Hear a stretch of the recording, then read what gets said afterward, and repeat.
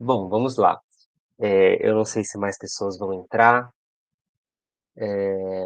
mas vamos lá. Eh,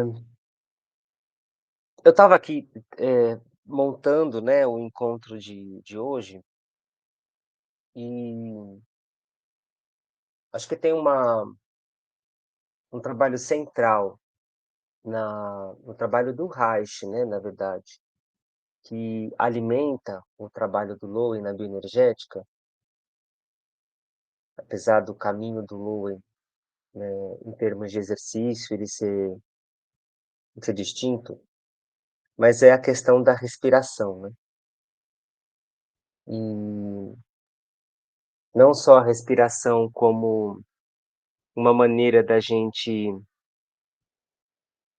detectar certos estados do corpo, ou detectar quando, existe uma modulação desses estados frente a um estímulo externo, mas como também o meio para reorganizar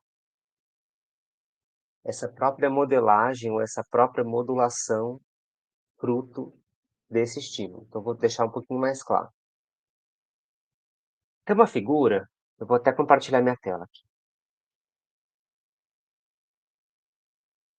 Tem esse trabalho aqui de 2009 do Gilbert,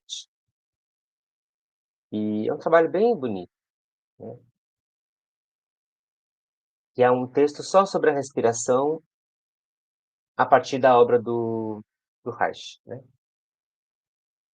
E aí essa figura aqui que me interessa,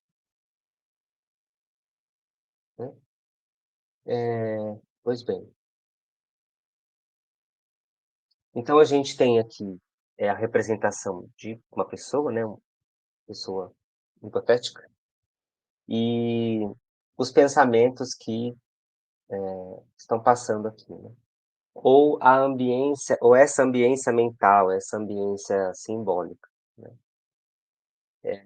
A gente pode propor uma possível leitura para essa imagem aqui, mas mesmo, tendo ou não tendo a certeza a respeito da leitura dessa imagem, então tendo ou não tendo a certeza de que emoção é essa, de que sentimento é esse, de que estado é esse, a gente consegue chutar ali com uma possibilidade, uma probabilidade de acerto, no sentido que esse estado é de uma valência negativa.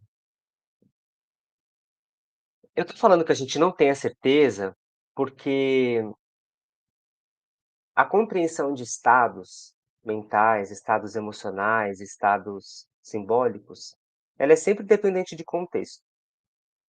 Então, a gente não tem um contexto nessa imagem, a gente tem só um recorte de uma pessoa e um objeto. Então, por isso que é uma inferência, não é uma certeza. Mas é uma inferência bastante confiável de que esse estado é um estado de uma valência negativa. E aí o que acontece? Veja que o estado real, né, o estado aqui isso é um modelo, né, mas o estado real desse modelo, né, o estado real da respiração nesse modelo, é de uma respiração que ela está, com, nossa, como é que eu traduzo isso? Constricted, comprimida, né, ela está apertada, né. E por que que ela está apertada? Ela está tentando aqui, se defender contra o choro, ou ela está ali segurando o choro, né. Só que vejam, o estado real desse modelo, a pessoa não está chorando, ela está pensando, ela está elaborando sobre esse estado mental, essa imaginação, esse pensamento que tem uma valência provavelmente negativa. Sabe quando a gente lembra de uma situação e dá vontade de chorar, e a gente segura o choro, né? É essa representação, perdão. É essa representação aqui do modelo. Então você tem uma constrição desse ciclo respiratório. Aí vamos pensar o seguinte, vamos pensar agora que essa pessoa ela tá chorando de fato, ela tá ali se acabando no choro, né. Você tem de novo uma alteração do padrão respiratório, e agora esse padrão respiratório ele não é mais, eh, comprimido, né, não tem uma constrição do padrão respiratório, tem na verdade uma expansão que ela ocorre de forma irregular e em picos, né. Você tem picos bem presentes. Você tem aqui ângulos bem agudos, né, desse padrão respiratório. E aqui você tem o que seria, nesse modelo, um padrão respiratório "normal", entre aspas, né, ou um padrão respiratório funcional, natural, aquilo que a gente esperaria idealmente, né. Gente, eu coloco o fo só um parênteses, eu coloco o fone assim na cara, é porque às vezes esse fone é muito bom para ouvir vocês, mas ele abafa tudo, assim, então parece que eu tô em outra dimensão, eu coloco ele aqui às vezes pra eu voltar pra dimensão terrestre, aí depois eu vou voltando, né. Mas uma vez eu fui ver um vídeo meu, eu estava dando aula assim, ó, né, com o fone nas bochechas, assim, ficou bem interessante, mas tudo bem, passou por um parênteses. Qual que é a história aqui? A história aqui é que isso não é, na verdade isso não é nenhuma novidade, que a respiração, ela acompanha a modulação dos nossos estados, né. E talvez isso fique bem explícito em relação aos estados físicos, né. Então você sabe lá que quando você corre para pegar uma coisa ou quando você está fazendo um exercício, a sua respiração responde àquilo. Mas, mas, será que a gente tem essa atenção ou essa percepção, né, ou a consciência, e a atenção é a porta da consciência, né, é o portão da consciência, a atenção. Será que a gente tem essa consciência para modulação que a respiração faz, ou como a respiração é modulada frente a esses estados mentais, esses estados emocionais, esses estados de uma ambiência que ela se relaciona com essa ambiência física, mas ela se expressa eminentemente por uma ambiência não física, uma ambiência mental, imagética, simbólica, ou uma memória, né. Isso é o que essa é uma questão que o Reich e o Lowen vão chamar para as obras deles, porque essa alteração, essa modulação da respiração, ela vai ela vai ser tanto diagnóstico quanto a o remédio, entre aspas, né. Tanto o diagnóstico quanto o tratamento, né. Por quê? Porque ao perceber que a minha eu começo a falar de respiração, aí vem bocejo. Eu começo a perceber que a minha respiração, ela é modulada a partir não só do que eu faço, mas a partir também daquilo que eu elaboro sobre mim mesmo. Gente, 2 minutos que chegou uma encomenda, eu tô sozinho, já volto. Até assim, 2 minutos mesmo.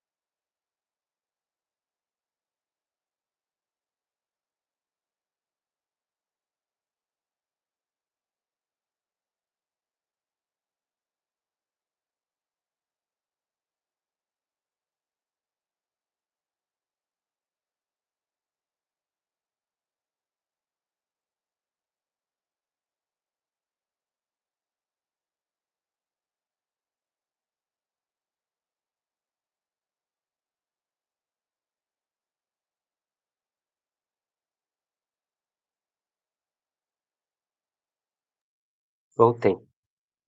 Ontem, na sessão de discussão do anatomia emocional, teve uma entrega no mesmo horário, também. Mas voltando lá, né. Então eu falava que a respiração ela vai ser tanto o diagnóstico quanto o tratamento, né. Não que ela seja a clínica inteira que esses autores propõem, né, mas é um elemento central para a clínica. E o convite é uma reflexão, sobre vou tirar a imagem aqui, sobre o potencial da respiração nessa clínica.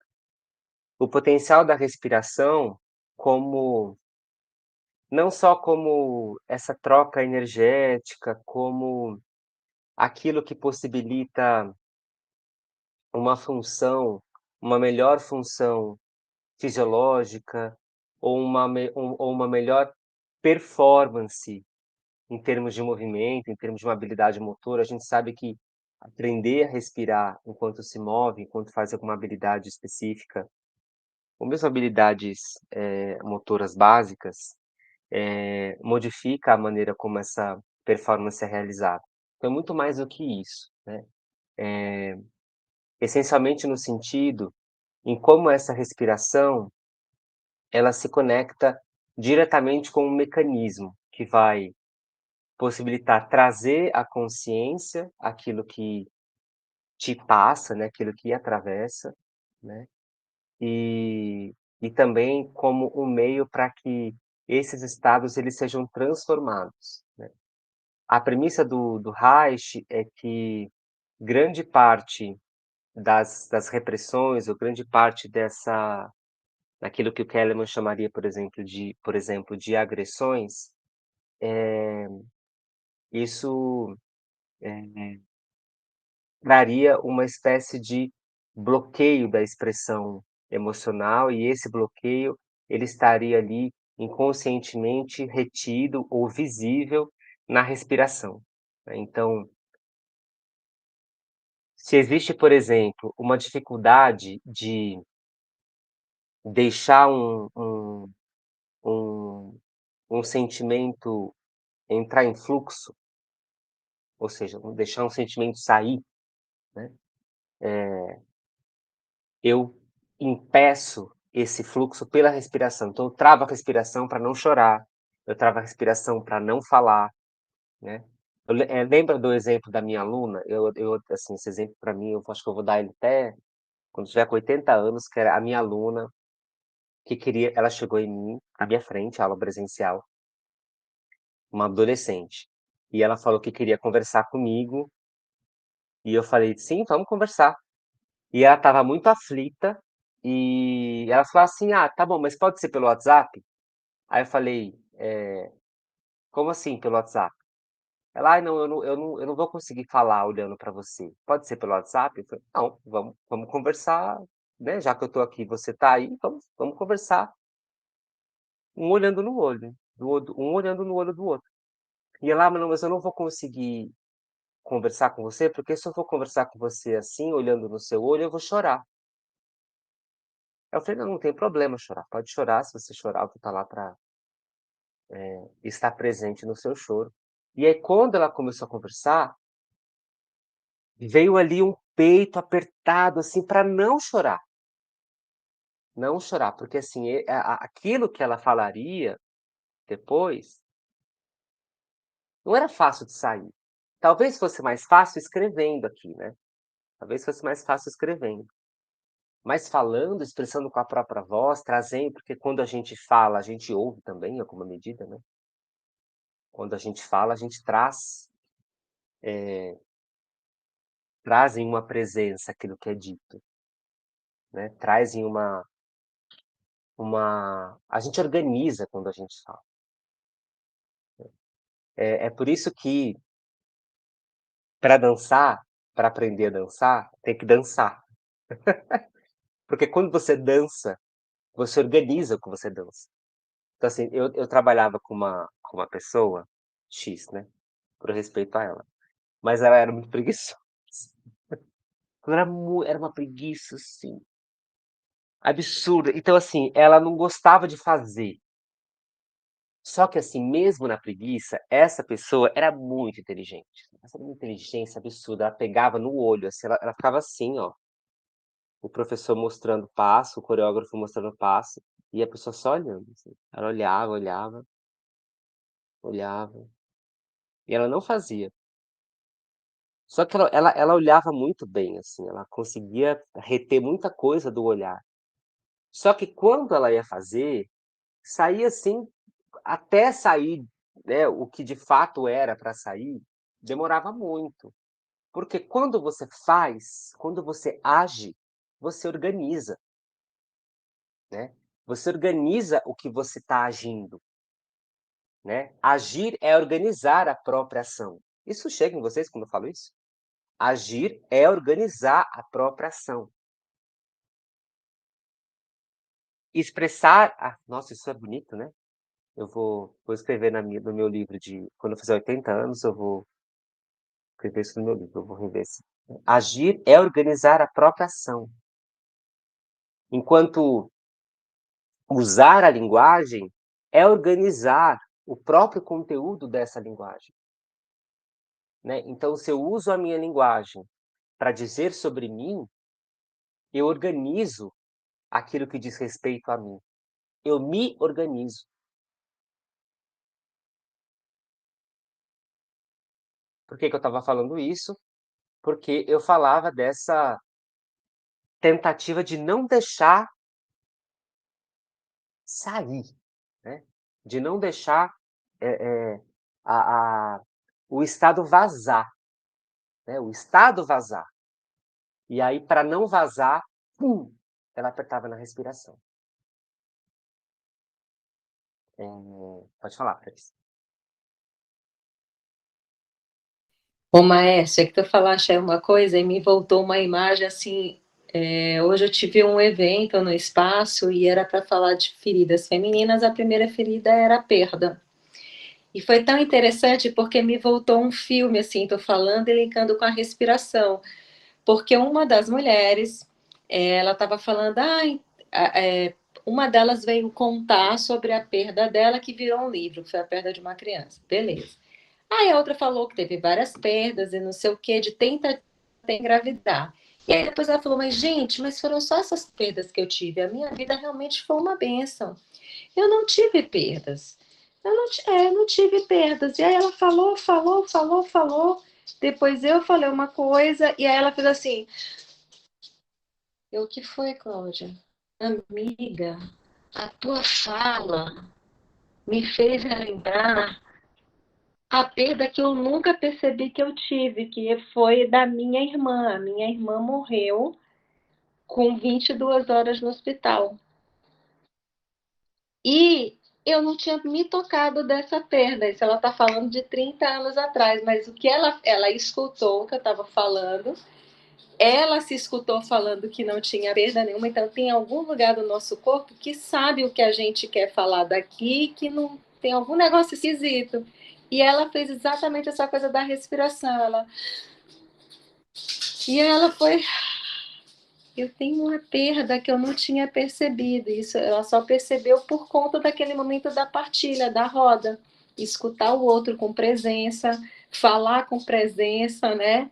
A coisa de repente vem assim. Eu falei, é exatamente isso, usar a linguagem e organizar o próprio pensamento. Porque você vai e aí escuta o que o outro está falando e faz aquela, né? Aquele momento uau que a gente fala. E quando tu falaste da respiração, eu lembrei dela, porque foi um movimento respiratório, né? O tempo todo ela estava com o peito, ela falava e falava com o ombro assim, eu não tive perda. O corpo dela dizia uma coisa oposta do que a boca dizia, porque ela não estava numa postura expansiva, ela estava com aqueles ombrinhos assim, aquele peito murcho, e eu só olhando, eu falei, ok, tem algo aí, mas fiquei bem caladinha, e ela mesma se tocou, e a postura dela mudou, porque ela aprendeu a respiração e depois o ombro desceu. Eu, olha que bacana, então é muito visível essa contenção, né? E que às vezes é uma constrição, né? Nem conter, é um aperto, não é mais do que conter. Enfim.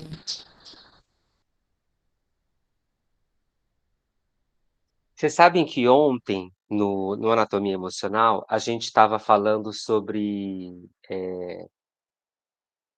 esquecimento, né, e a relação entre esquecimento e marcadores somáticos, né.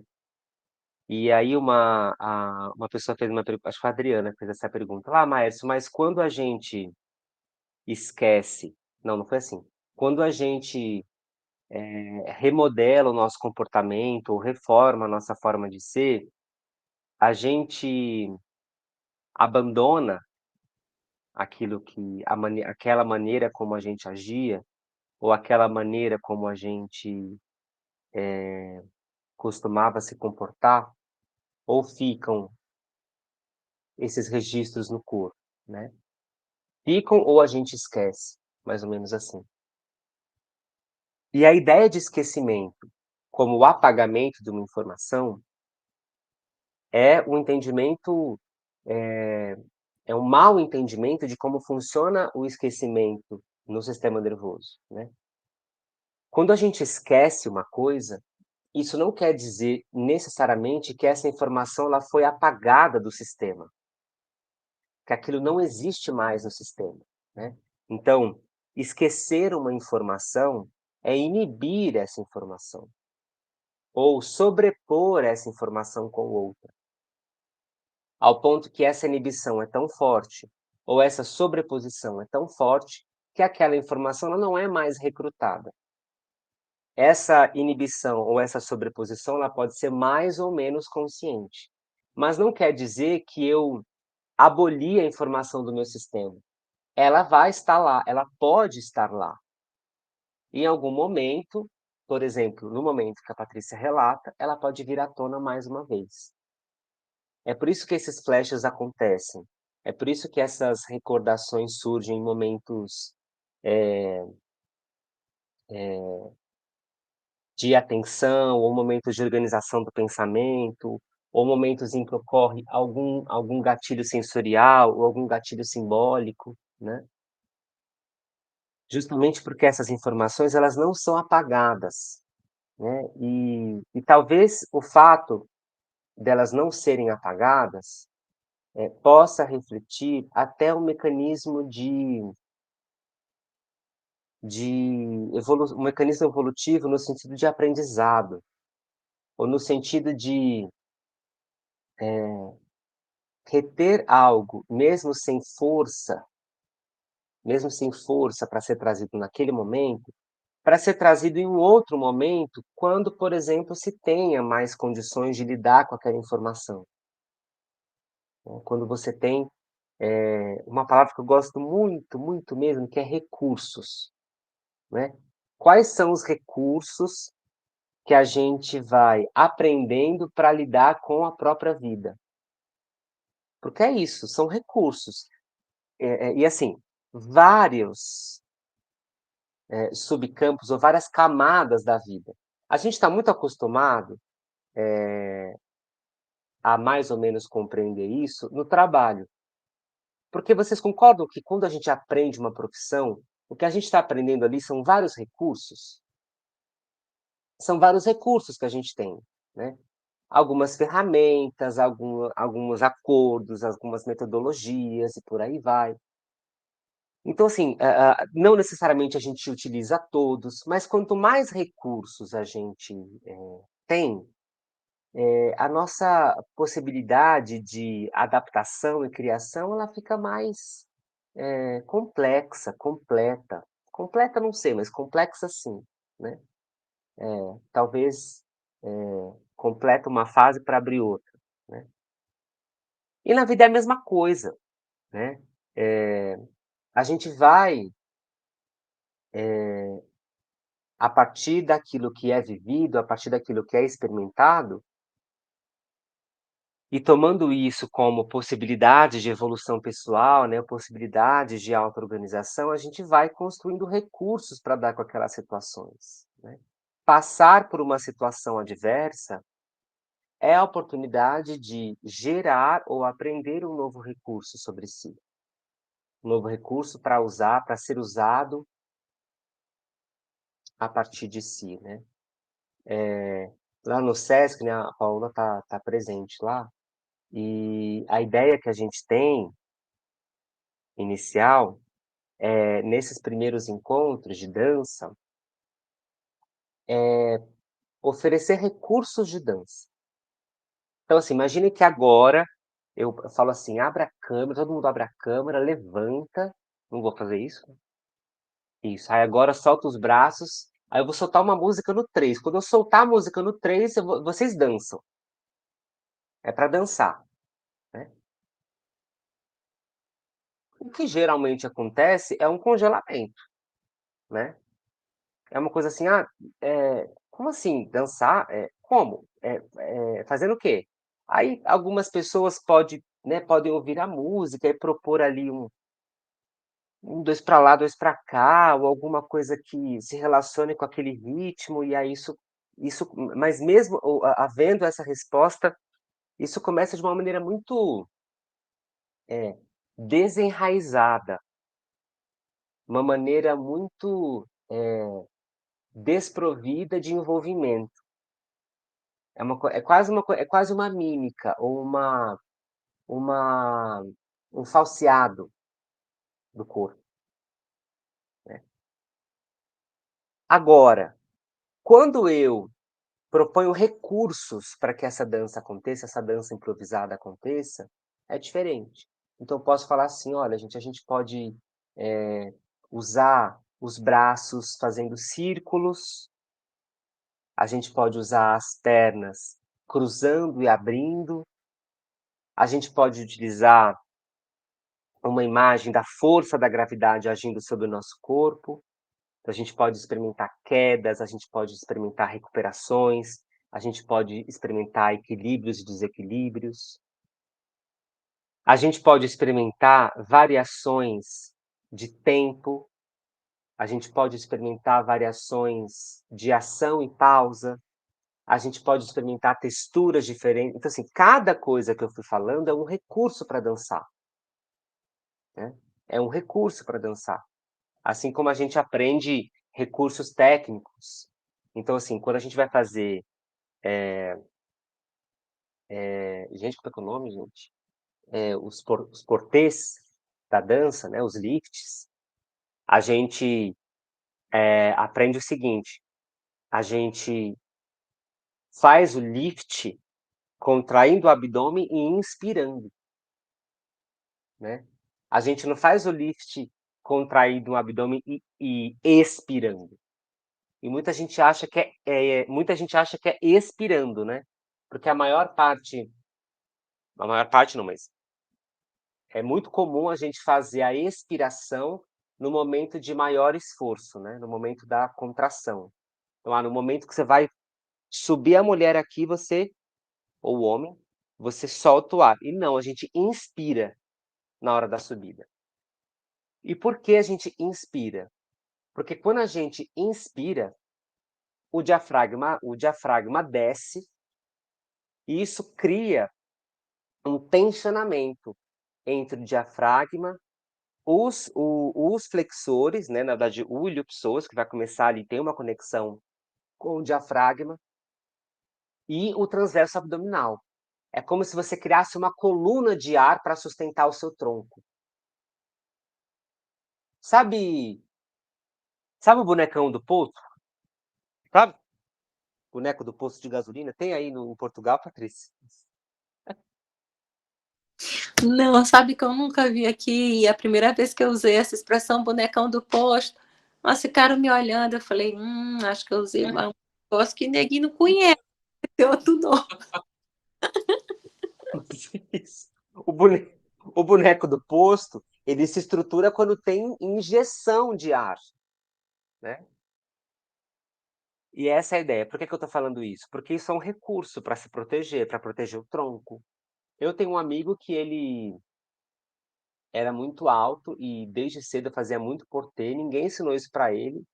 Ele tem, eu acho que 5, são 3 ou 5 hérnias lombares. É um negócio, assim, triste, mas são recursos, né. Para eu não me perder, voltar para onde eu estava, é o seguinte: a respiração, ela também vai ser um recurso para lidar com esses estados, né. Ela não vai ser só, ah, o meio funcional de lidar com o exercício entre aspas, né, com a prática, com a performance daquele movimento.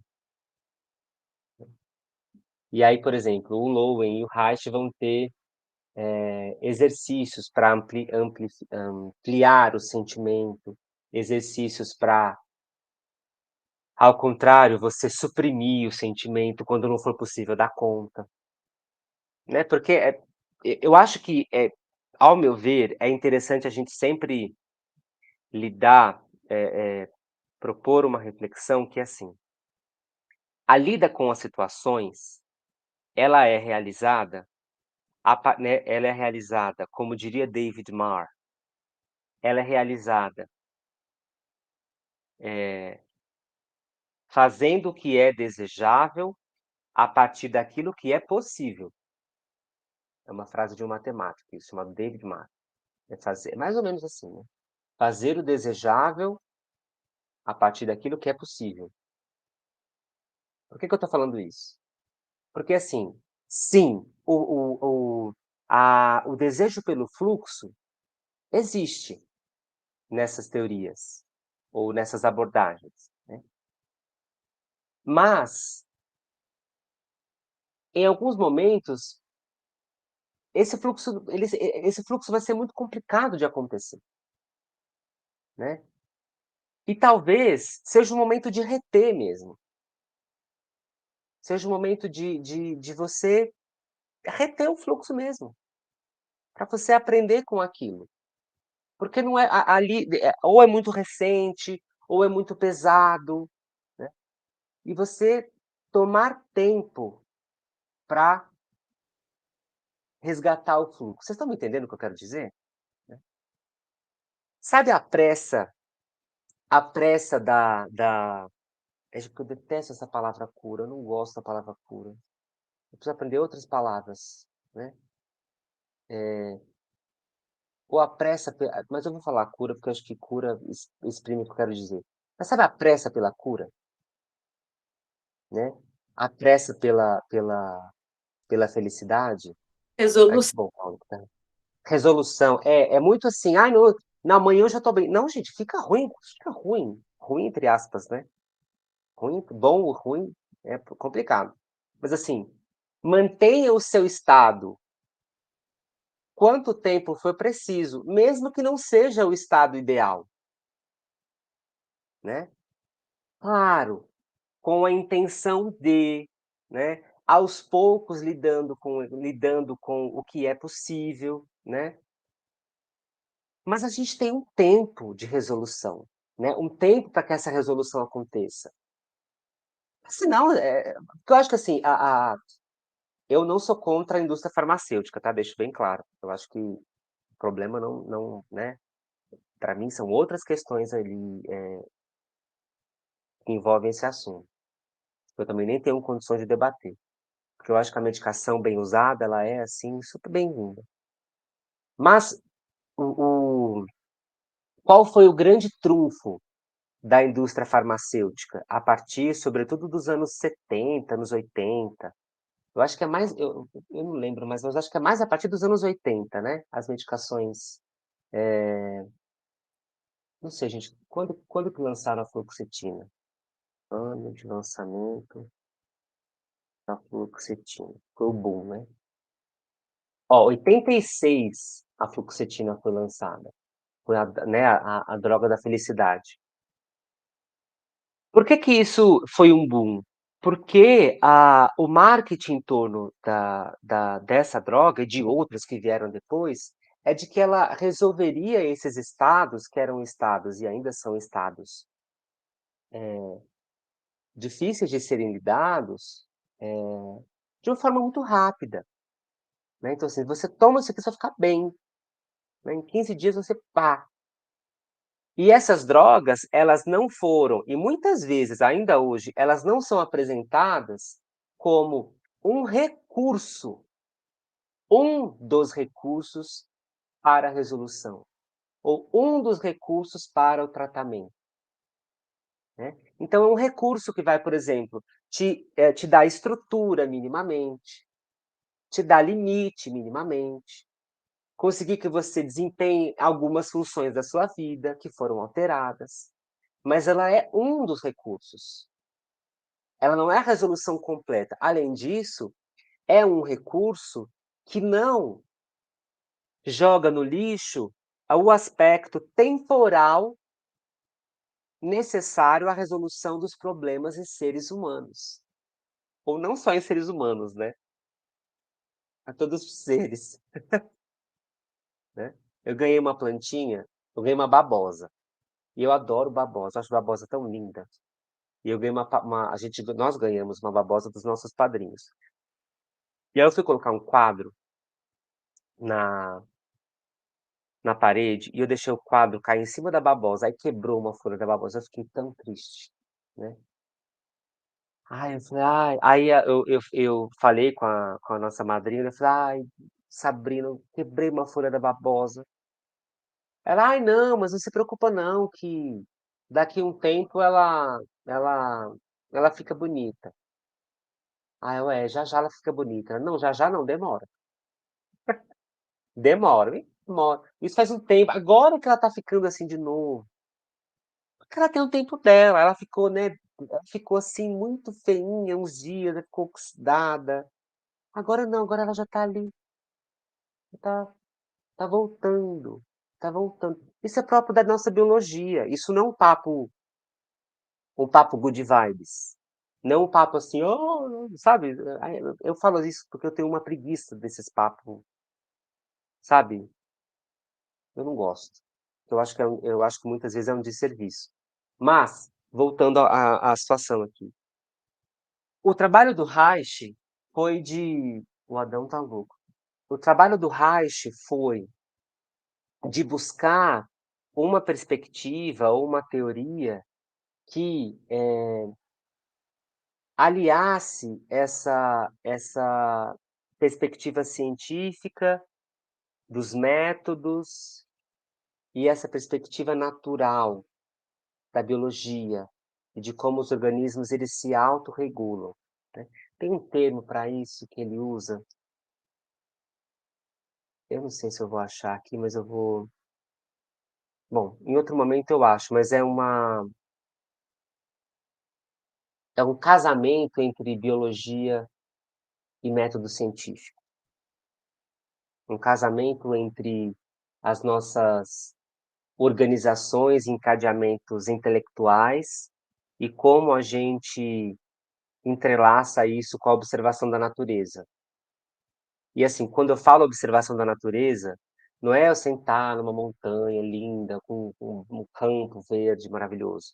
Isso também, mas a nossa própria observação é observar a natureza, né, observar a nossa natureza, a maneira como naturalmente nós, eh, nos regulamos, nos modelamos.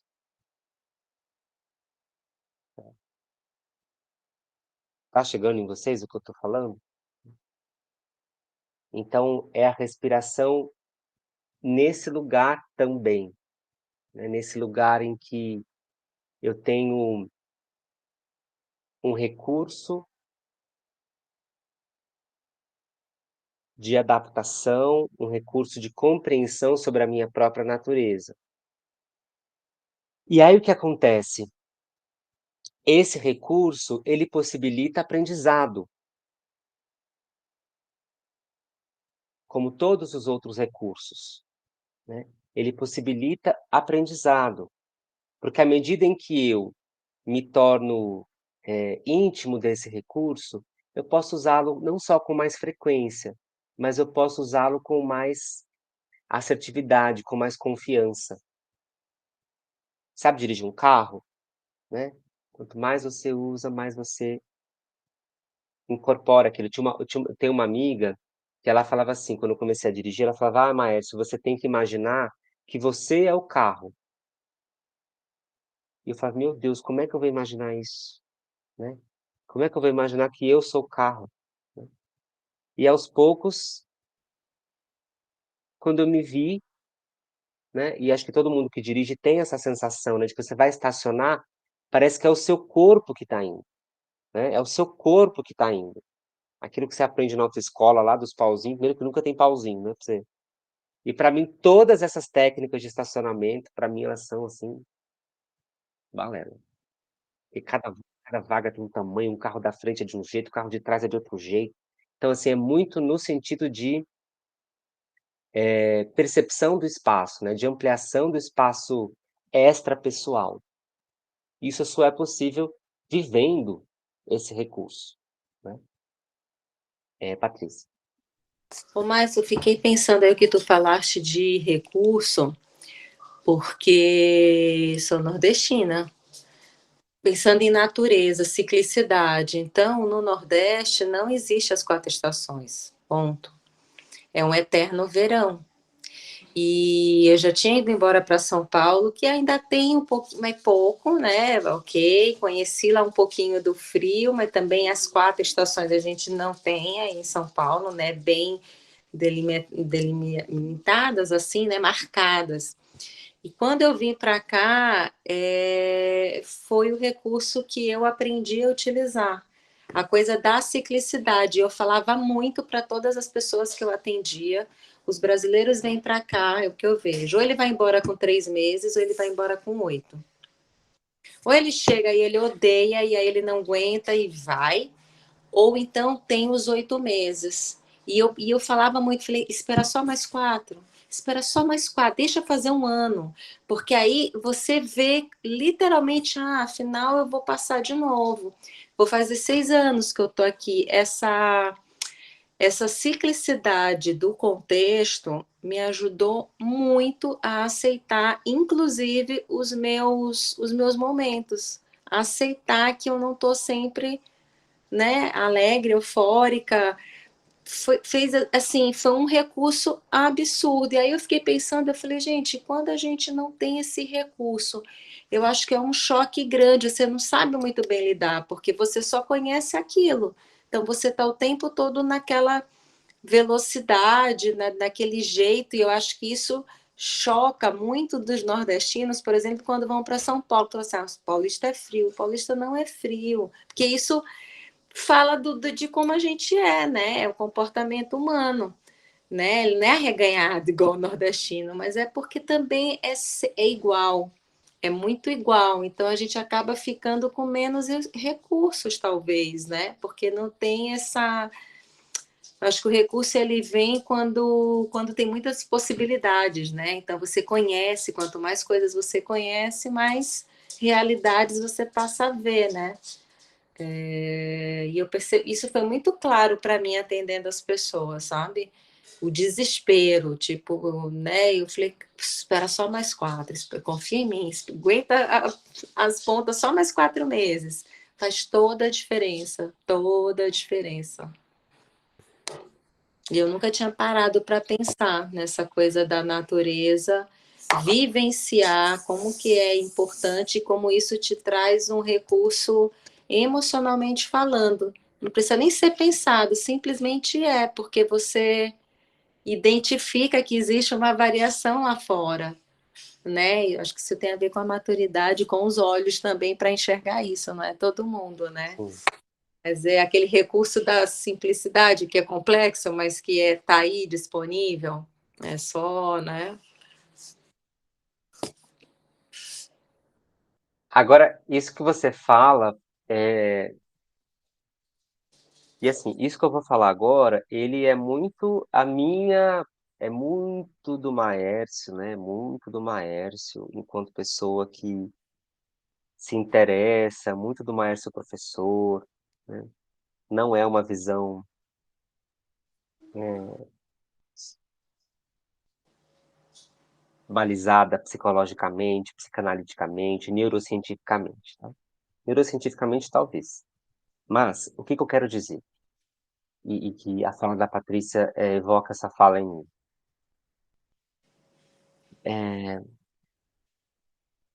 Para grande parte das condições, emocionais que nós vivemos,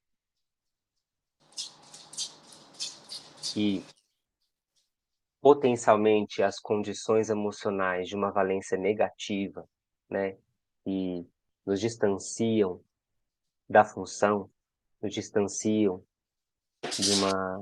de uma vida com prazer, né. Nessas situações, o maior desafio, ao meu ver, o maior desafio é o resgate da confiança no tempo. É o resgate da confiança no tempo. Porque não estou falando que fora dessa situação a gente tá tudo bem com o tempo, nem sempre. Mas, em uma situação, em que essas condições não estão postas, a gente confia ali na passagem do tempo. A gente confia que eu vou parar o meu trabalho, e aí eu vou chegar em casa, e aí eu vou jantar, eu vou fazer alguma coisa, eu vou dormir, né, eu vou fazer a faculdade, aí daqui a um tempo aí eu vou me formar, e para aí, para lá. Nesse desenrolar do tempo, né? Desenrolar, né, o que a Paula faz, né? Uma ciclicidade interna, não uma ciclicidade só externa, né? Uma ciclicidade interna, como a Paula disse. Só que nessas condições potencialmente não funcionais, né, ou potencialmente danosas muitas vezes, eu tenho uma perda dessa confiança no tempo. Então, um momento de crise é um momento em que o tempo ele congela muitas vezes, né? Ou ele se esgarça, ou ele pesa, né? E aí qual a grande, ao meu ver, de novo, a grande sacada, né? A grande sacada não é o controle ou a abolição do Estado, é a confiança no tempo. É aquela velha história, não dá para nadar boia. Não dá para nadar boia e deixa. Deixa acontecer a coisa, porque uma hora vai passar, né? Eu, em 2000, gente, 2000 não sei quanto, 2000 alguma coisa, 18, sei lá, 2018 talvez. Faz tanto tempo. Ou não faz tanto tempo, né? Mas parece que para mim faz. Eu, eu tive uma crise de ansiedade dentro do avião. Não sei por quê, né? Assim, hoje eu sei por quê, mas na hora eu não sabia. Eu estava indo, eu estava indo para Berlim. Era isso? Eu estava indo para Berlim. Eu estava no Finger, né? Aí eu vi assim aquele mundaréu de gente para frente, mundaréu de gente para trás. Eu não tenho nenhum problema com aglomeração de pessoas, nada. Mas aquilo me incomodou. Aquilo me incomodou. Eu falei, nossa, tá me incomodando isso aqui. Ai, muita gente para lá, muita gente para cá. Eu quero entrar logo, quero sentar logo, quero chegar logo. E aí, eu sentei. Quando eu sentei na minha poltrona, me veio um estado assim, eu falei, gente do céu, o que que é isso? O que que é isso? O que que é isso? O que que é isso? E aí eu fiz uma leitura, meu, isso aqui é uma crise de ansiedade. E agora? Né? O meu irmão é piloto de avião, né? E eu já havia conversado algumas vezes sobre isso com ele, né? E aí, pelo menos ele me disse isso na época, que um dos acordos é que se o avião está no chão, eles cancelam o. Como é que é o negócio quando o avião sai do chão? Como é que é o nome? Decolagem. Decolagem, isso. Eles cancelam a decolagem. Só que para cancelar a decolagem de um avião é um BO, né? Porque, nossa, aí assim, umas 2 horas para esse avião decolar de novo, ou mais, né? Aí eu falei, meu Deus, aí eu vou ficar 2 horas, aí eu vou, não vou. Aí eu falei, meu, quer saber? Se eu passar muito mal mesmo, vai ter alguém para cuidar de mim. Não sei quem, mas vai. Vou confiar na empatia humana. E o que me ajudou ali foi uma coisa assim: uma hora vai passar, uma hora vai passar. E eu sei, assim, que foi bem cômodo, só que aí o que acontece, depois de um tempo, não sei quanto tempo foi, não foi horas, né, foi alguns minutos, mas foram minutos que pareciam horas. Eu adormeci, eu adormeci. Eu adormeci, devo ter ficado dormindo mais ou menos uma hora, quando eu acordei já estava voando.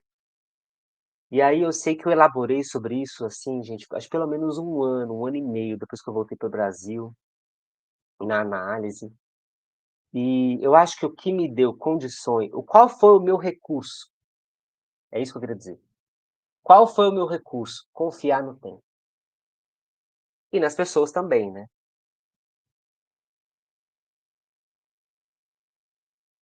E tudo isso porque a gente falava de respiração.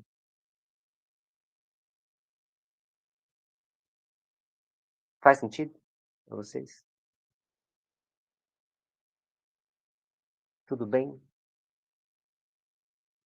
Então, vocês confiem no tempo, que vocês possam confiar no tempo, e obrigado pela presença, obrigado por não terem me abandonado. É tão ruim quando eu abro, assim, eu tô sozinho e falo: "Ai meu Deus, com quem que eu vou conversar?". Tá certo? Patrícia, te vejo mais à noite. Paola, te vejo amanhã. Um beijo. Até mais.